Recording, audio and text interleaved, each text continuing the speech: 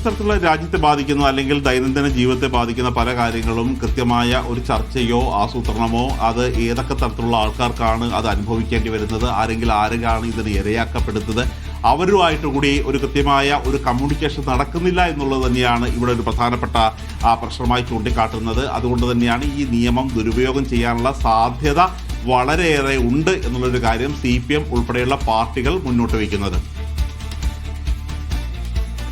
രാഹുൽ ഈശ്വർ ഉണ്ട് നമ്മോടൊപ്പം ഈ വിഷയത്തിൽ പ്രതികരിക്കാൻ. ശ്രീ രാഹുൽ ഈശ്വർ, കേന്ദ്ര സർക്കാർ ഈ സോഷ്യൽ മീഡിയ ഉള്ളടക്കം നിയന്ത്രിക്കുന്നതിന് വേണ്ടി രംഗത്തെത്തിയിരിക്കുകയാണ്. ഈ മാസം 20-ാം തീയതി മുതൽ അത് പ്രാബല്യത്തിലാകുന്നു.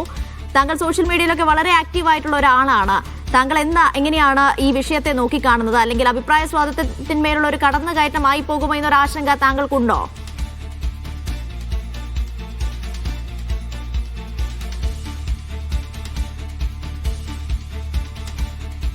രാഹുൽ ഈശ്വർ, താങ്കൾക്ക് കേൾക്കാമോ?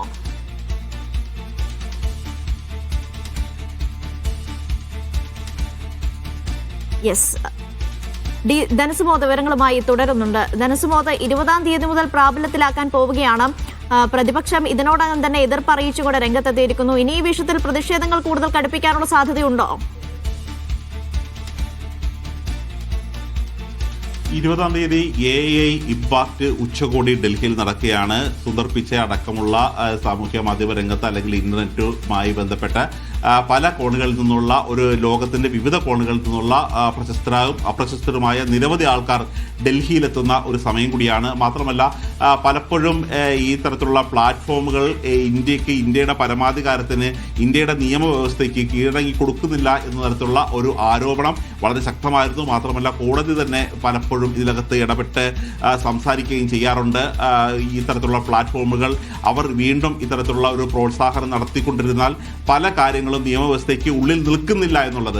അതോടൊപ്പം തന്നെ നമ്മൾ നോക്കേണ്ട മറ്റൊരു കാര്യം, ഈ വിദ്വേഷ പ്രസ്താവന വളരെയധികം ശക്തമായ രീതിയിൽ പ്രചരിക്കുന്ന ഒരു കാലഘട്ടം കൂടിയാണിത്. ഇപ്പോൾ നേരത്തെ അസം മുഖ്യമന്ത്രി ഹിമന്ത് ബിശ്വ ശർമ്മ അടക്കമുള്ളവരാണ് ഇത്തരത്തിലുള്ള ഒരു വിദ്വേഷ ഒരു ന്യൂനപക്ഷ വിഭാഗങ്ങളെ കേന്ദ്രീകരിച്ചുള്ള വിദ്വേഷ പ്രസ്താവനയായി മുന്നോട്ട് പോകുന്നത്. അതുകൊണ്ട് പലപ്പോഴും പക്ഷേ നമ്മൾ സാമൂഹ്യ മാധ്യമത്തിൽ കാണുന്നത് ഈ വിദ്വേഷ പ്രസംഗങ്ങളോ വിദ്വേഷ പ്രസ്താവനകളോ എത്ര തന്നെ നടത്തിയാലും അതെല്ലാം ഫീഡിൽ കിടക്കുകയും അതേസമയം തന്നെ ഒരു സംഘപരിവാറിനെതിരെ അല്ലെങ്കിൽ BJPക്കെതിരായി ഏതെങ്കിലും തരത്തിലുള്ള ഒരു പരാമർശം നടത്തുകയാണെങ്കിൽ അത് നീക്കം ചെയ്യുന്നതിലേക്കാണ് കാര്യങ്ങൾ എത്തിച്ചേരുന്നത്.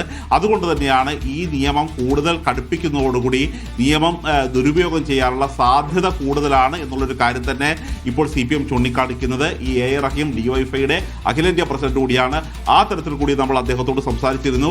DYFI ഈ വിഷയം തുടരുമ്പോൾ രാഹുൽ ഈശ്വർ ചേരുകയാണ് നമ്മോടൊപ്പം ഈ വിഷയത്തിൽ പ്രതികരിക്കാൻ. ശ്രീ രാഹുൽ ഈശ്വർ, താങ്കൾ സോഷ്യൽ മീഡിയയിലൊക്കെ വളരെ ആക്റ്റീവ് ആയിട്ടുള്ള ഒരാളാണ്. ഇപ്പോൾ സോഷ്യൽ മീഡിയയിൽ ഒരു നിയന്ത്രണം കൊണ്ടുവരാനുള്ള നീക്കമാണ് കേന്ദ്രത്തിന്റെ ഭാഗത്തു നിന്ന് ഉണ്ടാകുന്നത്. 2021-ലെ IT നിയമത്തിൽ ചില ചട്ടങ്ങൾ ഭേദഗതി വരുത്തിക്കൊണ്ട് നിയന്ത്രണങ്ങൾ കടുപ്പിക്കാനുള്ള നീക്കം കേന്ദ്രത്തിന്റെ ഭാഗത്തു നിന്നുണ്ടാകുന്നു. താങ്കൾ എങ്ങനെയാണ് ഈ വിഷയത്തെ നോക്കിക്കാണുന്നത് രാഹുൽ ഈശ്വർ?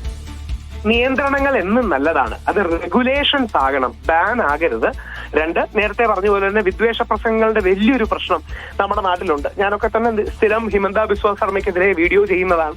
ഒരു കാര്യവുമില്ലാതെ മുസ്ലിം സമുദായത്തെ മുൾമുനയിൽ നിർത്തി അപവാദ പ്രചരണവും വിദ്വേഷ പ്രചരണവും ഒക്കെ ചെയ്തിരുന്നു. എന്നാലും ഒരു വീഡിയോ തന്നെ വന്നിരുന്നു. യഥാർത്ഥത്തിൽ ആ വീഡിയോയുടെ ഒരു മുസ്ലിം സമൂഹത്തെ ഉന്നം വെക്കുന്ന രീതിയിൽ ഒരു വീഡിയോ ഉണ്ട്. തീർച്ചയായിട്ടും ഹെയ്റ്റ് മോങ്കറിംഗ് ഒരു ഇഷ്യൂ ആണ്.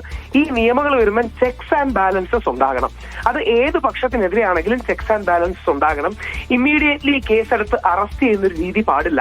അർണേഷ് കുമാറിന്റെ അടക്കമുള്ള ജഡ്ജ്മെന്റ് മറ്റൊരു കോണ്ടെക്സ്റ്റിലാണെങ്കിലും 7 വർഷത്തിൽ താഴെയുള്ളതാണ് ശിക്ഷയെങ്കിൽ അതിന് സ്റ്റേഷൻ ജാമ്യമോ അല്ലെങ്കിൽ കോടതി ജാമ്യമോ കിട്ടുന്ന ഒരു അവസ്ഥ വേണം. ഇല്ലെങ്കിൽ നാളെ ഏത് പാർട്ടിക്കാരെയും, അത് കോൺഗ്രസ് ആകാം, BJP ആകാം, CPM ആകാം, അവരെ ആക്ഷേപിച്ചാൽ, അവരുടെ സൈബർ കൂട്ടങ്ങളടക്കം ബഹളം വെച്ചാൽ ഈ വ്യക്തിയെ പിടിച്ച് അറസ്റ്റ് ചെയ്യുന്ന ഒരു ദുരവസ്ഥ നമ്മുടെ നാട്ടിൽ സംജാതമാകും. അതുകൊണ്ട് നിയന്ത്രണങ്ങൾ നല്ലതാണ്. പക്ഷേ നിയന്ത്രണങ്ങൾ ആദ്യം വേണ്ടത് ഹെയ്റ്റ് സ്പീച്ചിനാണ്, ഹേറ്റഡ് ഉണ്ടാക്കുന്ന കാര്യങ്ങൾക്കാണ്. അപ്പോൾ ഒരു ചെക്ക് ആൻഡ് ബാലൻസസ് നല്ലതാണ്. പക്ഷേ ഇത് മിസ്യൂസ് ചെയ്യാതിരിക്കാൻ, ഇപ്പൊ 66 IT വകുപ്പ് നമുക്ക് ഓർമ്മയുണ്ടല്ലോ, സുപ്രീം കോടതി അവസാനം അത് റദ്ദാക്കുകയാണ്. സോളി സൊറാബ്ജി ആയിരുന്നു അത് ബാധിച്ചത്. അപ്പൊ അതേപോലുള്ളൊരു സിറ്റുവേഷൻ കോടതികൾ ഉണ്ടാവുന്നത് വ്യാപകമായി മിസ്യൂസ് ചെയ്യപ്പെടുന്നതുകൊണ്ടാണ്.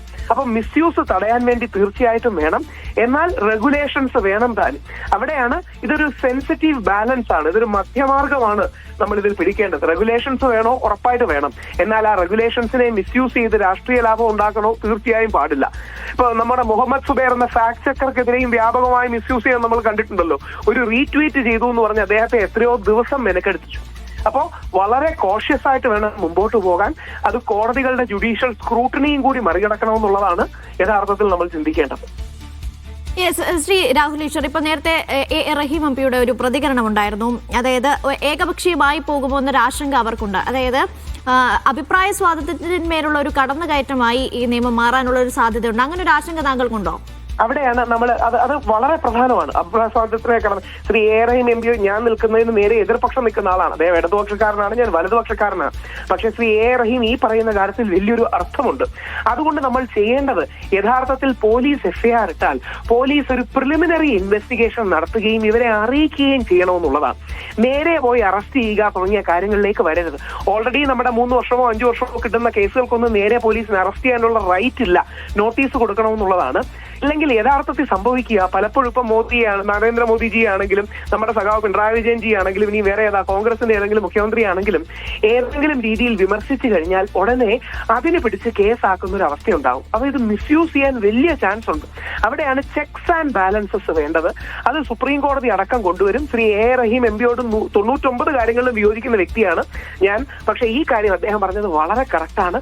വ്യാപകമായി മിസ്യൂസ് ചെയ്യപ്പെടാൻ സാധ്യതയുണ്ട്. സിവിൽ ലിബർട്ടീസ്, ആവിഷ്കാര സ്വാതന്ത്ര്യം, സംസാര സ്വാതന്ത്ര്യം തുടങ്ങിയ കാര്യങ്ങൾ എതിർക്കപ്പെടാൻ സാധ്യതയുണ്ട്. എനിക്ക് ഇഷ്ടമില്ലാത്തൊരു അഭിപ്രായം ഒരാൾ എന്നോട് പറഞ്ഞാൽ ഞാൻ തിരിച്ച് ശക്തമായി മറുപടി പറയുകയാണ് വേണ്ടത്. അല്ലാതെ കേസ് കൊടുത്ത് അയാളെ കുടുക്കുകയല്ല. അതുകൊണ്ട് ഇത് സോഷ്യൽ മീഡിയ ആണല്ലോ ഇന്ന് കാര്യങ്ങളെ പലതും അജണ്ട സെറ്റ് ചെയ്യുന്നത്. അതുകൊണ്ട് വളരെ ദൂരവ്യാപകമായ പ്രത്യാഘാതങ്ങൾ ഉണ്ടാക്കാം. കോഷ്യസ് ആയി പോണം. ഇത് എല്ലാ പക്ഷവും ഇത് കേൾക്കുന്ന വലതുപക്ഷക്കാർ വിചാരിക്കരുത് അവർക്ക് വേണ്ടി മാത്രമാണെന്ന്. നാളെ കേരളത്തിലെ ഗവൺമെന്റ് മിസ്യൂസ് ചെയ്യാം, കർണാടകയിലെ കോൺഗ്രസ് ഗവൺമെന്റ് മിസ്യൂസ് ചെയ്യാം, BJP ഗവൺമെന്റ് മിസ്യൂസ് ചെയ്യാം. ആർക്കെതിരെയും മിസ്യൂസ് ചെയ്യാൻ കഴിയുന്ന ഇരുതല മൂർച്ചയുള്ള വാളായി മാറാൻ സാധ്യതയുണ്ട്.